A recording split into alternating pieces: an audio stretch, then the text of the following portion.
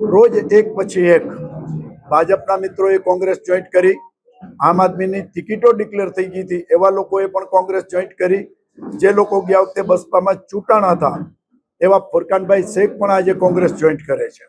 કોંગ્રેસની નીતિ રીતિ, કોંગ્રેસની વિચારધારા, કોંગ્રેસ આ દેશ માટે શું કર્યું, કોંગ્રેસ આ જામનગરની જનતા માટે શું કરશે, એ વિચારોથી પ્રભાવિત થઈને અલગ અલગ પાર્ટીના ચૂંટાયેલા લોકો, ટિકિટો મળેલા લોકો કોંગ્રેસ જોઈન્ટ કરી રહ્યા છે. અમે એમને દિલથી આવકારીએ છીએ અને ભૂતકાળની અંદર આ બધા મિત્રો ક્યાંક ને ક્યાંક કોંગ્રેસની વિચારધારાથી સંકળાયેલા હતા, એટલા માટે આજે કોંગ્રેસ પાર્ટીની અંદર જે લોકો આવે છે એને દિલથી કોંગ્રેસ પરિવાર વતી હું આવકારું છું. ભૂતકાળની અંદર આવા કેટલી જાતના આક્ષેપો, હિન્દુસ્તાનની એક પાર્ટી મને એવી હું હિન્દુસ્તાનની એક પણ પાર્ટી એવી દેખાડો કે જેના નેતાઓ ઉપર ગુનો દાખલ ન થયો હોય. ભયંકર ગુનાઓ હોય તોય મિનિસ્ટર હોય. આજ કેન્દ્રની અંદર પણ મિનિસ્ટરો છે કે જેના ઉપર આવા કેસો ચાલે છે. આક્ષેપ કરવો એ એક વાત છે અને ગુનો સાબિત કરવો એ બીજી વાત છે. ગુનો સાબિત થાય પછી જ ગુનેગાર કહેવાય. આજે તો જેના ઉપર ગુના સાબિત થયા છે એવા કેન્દ્રમાં અને રાજ્યમાં ભારતીય જનતા પાર્ટીના કેટલાય લોકો મિનિસ્ટર થઈને બેઠા છે.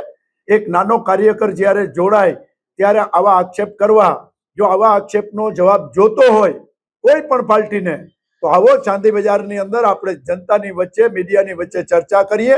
તમે નામ ગણાવો, અમારાની અંદર કેટલાના આક્ષેપ છે ને અમે એનાથી 10 ગણા નામ તમારા ઉપર, કારણ કે સત્તામાં તમે છો, 30 વર્ષથી આ તમે છો. ભયંકર ભ્રષ્ટાચારો તમે ને તમારા દીકરાઓએ કર્યા છે અને એના પછી પણ બચુ ખાવડ જેવા મિનિસ્ટરને આખી વર્ષો સુધી મિનિસ્ટરની અંદર તમે સાચવીને રાખ્યા છે. એટલે તમારા દૂધ ખૂન ખૂન ઓર હમારા ખૂન પાણી નહીં ચલેગા. જનતા ફેસલો આપશે, જેની ફેવરમાં આપશે એ અમે સ્વીકારી લેશું. બીએસપી મૂકવાનું મારું નિજી કારણ છે, તેના કારણે હું બીએસપી પાર્ટી મૂકું છું. અને હું વર્ષોથી આંબેડકરવાદી વિચારધારાથી પ્રેરિત છું અને આંબેડકરવાદી વિચારધારા એ મને કોંગ્રેસ પાર્ટીમાં જ મળી શકે. અને કોંગ્રેસ પાર્ટી પોતે એક આંબેડકર વિચારધારા ઉપર ચાલવાવાળી પાર્ટી છે, એટલે હું કોંગ્રેસ પાર્ટી જોઈન કરી. મારા ઉપર એક આક્ષેપ છે, કેસ છે, આક્ષેપ કહેવાય એને. મેં ઇંગ્લિશમાં એક લોમાં એક લાઈન છે, હું તમને કહું, FIR itself is not a crime. કોઈને ઉપર એફઆઈઆર થયું એ ગુનેગાર નથી થઈ જતો. જ્યારે એના ઉપર કેસ સાબિત થાય, સજા પડે, ત્યારે એ ગુનેગાર છે. રાજકીય જીવનમાં એફઆઈઆર દરેક વિરોધ પક્ષમાં હોય તો દર બીજા નેતાઓ પર એફઆઈઆર થઈ હશે. એવા કોઈ અમારા કોઈ વિરોધ પક્ષના કોઈ નેતા બાકી નહીં હોય જેને ઉપર એફઆઈઆર નહીં થઈ હોય.